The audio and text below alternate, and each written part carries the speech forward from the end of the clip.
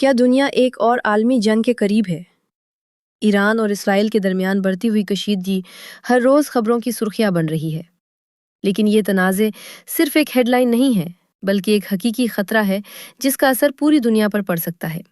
آج ہم اس کانفلکٹ کو سٹیپ بائی سٹیپ سمجھیں گے۔ ہم دیکھیں گے کہ یہ کشیدگی کب شروع ہوئی، کس وجہ سے بڑھتی گئی اور آج کہاں پہنچ چکی ہے۔ کیا یہ جنگ صرف خطے تک محدود رہے گی یا اس کا اثر عالمی سطح تک پہنچ جائے گا؟ کیا ایران اور اسرائیل کے درمیان یہ ڈائریکٹ کلائز صرف عارضی ہیں یا ایک بڑے بحران کی ابتدا ہے؟ یہ سب کچھ جاننے کے لیے ہم نے اس ویڈیو میں تمام حقائق، تاریخی پس منظر اور ماہرین کی رائے شامل کی ہے۔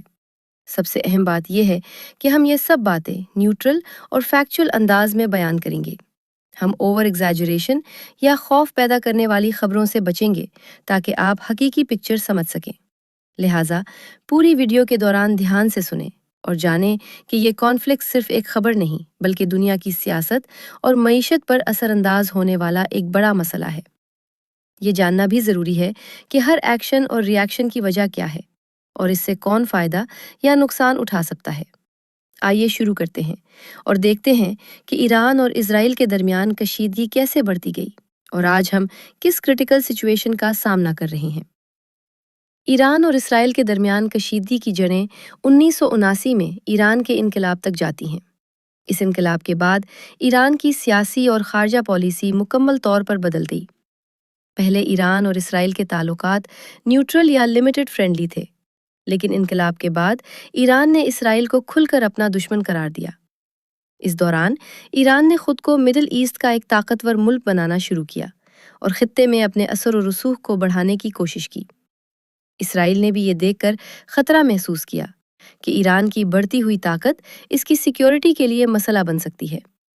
یہ کانفلکٹ صرف سیاسی نہیں بلکہ فوجی پہلو بھی رکھتا ہے۔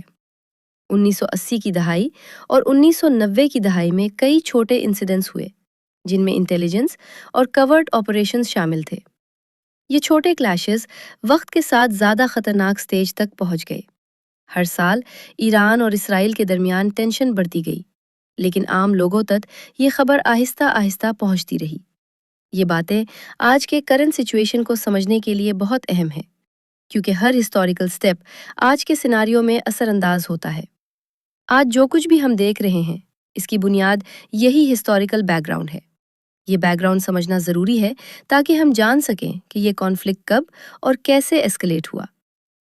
اس کے علاوہ ایران کے نیوکلیئر پروگرام اور اسرائیل کے ڈیفنس اسٹریٹجی کو بھی اس ہسٹوریکل کانٹیکسٹ میں سمجھنا ضروری ہے۔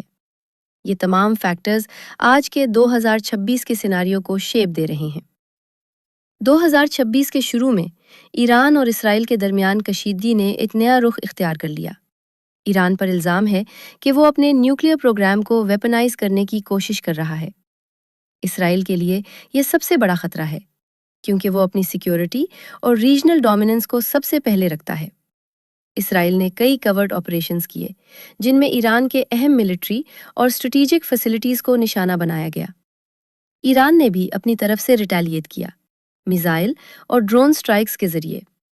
یہ کلیشز اب صرف خفیہ نہیں بلکہ پبلک اور گلوبل نیوز میں آ رہے ہیں۔ ہیزارڈ صرف سولجرز تک محدود نہیں بلکہ سویلینز بھی متاثر ہو رہے ہیں۔ ایکسپرٹس کے مطابق اگر یہ ایسکلیشن کنٹرول نہ ہوئی تو ریجن اور عالمی سطح پر سیویئر کانسیکوینسز ہو سکتے ہیں۔ اس دوران دنیا کی بڑی طاقتیں، خاص طور پر US اور EU، مسلسل اس کانفلکٹ پر نظر رکھے ہوئے ہیں۔ ڈپلومیٹک چینلز اور نیگویشنز کے ذریعے سچویشن کو اسٹیبلائز کرنے کی کوشش کی جا رہی ہے، لیکن ایران اور اسرائیل دونوں اپنی پوزیشن سالڈ کر رہے ہیں۔ ہر سائڈ کے ایکشنز اور ری ایکشنز ریجن میں مزید ٹینشن پیدا کر رہے ہیں۔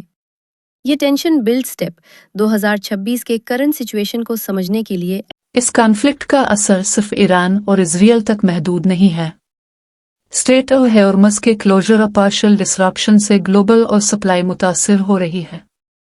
آئل پرائسز میں اضافہ دیکھنے کو مل رہا ہے جس کا اثر ہر کنٹری کی اکانومی پر پڑ رہا ہے۔ UK، EU اور ایشین کنٹریز اپنی انرجی امپورٹس مانیٹر کر رہی ہیں۔ چائنا اور ادر گلوبل پاورز نے بھی وارننگز دی ہیں کہ ایسکلیشن عالمی معیشت کے لیے خطرناک ہو سکتی ہے۔ فائنینشیل ایکسپرٹس کے مطابق अगर ये कॉन्फ्लिक्ट लंबी मुद्दत तक जारी रहा तो ग्लोबल रिसेशन का रिस्क बढ़ जाएगा। ग्लोबल ट्रेड, स्टॉक मार्केट्स और कमोडिटी प्राइसेस सब मुतासिर होंगे। इसके अलावा ह्यूमैनिटेरियन इम्पैक्ट भी बहुत बड़ा है। सिविलियंस, रेफ्यूजीज और रीजनल कम्युनिटीज को इमीडिएट डेंजर्स का सामना है। इंटरनेशनल ऑर्गेनाइजेशंस के ह्यूमैनिटेरियन एफर्ट्स जारी हैं, लेकिन ये सिर्फ टेम्पररी रिलीफ दे सकते हैं। ये ग्लोबल इम्पैक्ट एक्सप्लेन करता है कि ये कॉन्फ्लिक्ट लोकल बेटर से कहीं ज्यादा कॉम्प्लिकेटेड है। सबसे बड़ा सवाल ये है कि आगे क्या होगा। अगर एस्केलेशन कंट्रोल ना हुई तो ये कॉन्फ्लिक्ट एक फुल स्केल रीजनल वॉर में तब्दील हो सकता है। वर्स्ट के सिनारियो में ये ग्लोबल वॉर की शक्ल भी इख्तियार कर सकता है। दुनिया की बड़ी ताकतें जैसे यूएस, ईयू और नेबरिंग कंट्रीज डिप्लोमेटिक टॉक्स के जरिए सिचुएशन को स्टेबलाइज करने की कोशिश कर रही हैं। एक्सपर्ट्स के मुताबिक ईरान और इजराइल के दरमियान डायरेक्ट डायलॉग और प्रेशर सिचुएशन को टेम्पररीली स्टेबल कर सकता है। लेकिन हकीकत ये है कि हर एग्रेसिव स्ट्राइक या मिस कैलकुलेशन खतरनाक कॉन्सिक्वेंसेस ला सकता है। हर सिटीजन और व्यूअर को समझना ज़रूरी है कि ये कॉन्फ्लिक्ट सिर्फ हेडलाइंस नहीं बल्कि दुनिया के सिक्योरिटी और इकोनॉमी पर डायरेक्ट असर डाल रहा है। फ्यूचर प्रेडिक्शंस में शामिल है मज़ीद रीजनल अलायंसेस बनना, ऑयल एंड एनर्जी प्राइसेस में उतार चढ़ाव, डिप्लोमेटिक प्रेशर और नेगोशिएशंस का असर, ह्यूमैनिटेरियन कॉन्सिक्वेंसेस और रेफ्यूजीज। आखिर में ये वक्त ही बताएगा कि ये कॉन्फ्लिक्ट सस्टेनेबल पीस में तब्दील होगा या एस्केलेट करता रहेगा। आपको बस समझना है कि हिस्टोरिकल कॉन्टेक्स्ट, करंट एक्शंस और ग्लोबल इम्प्लिकेशंस सब मिलकर एक कॉम्प्लेक्स सिनारियो क्रिएट कर रहे हैं।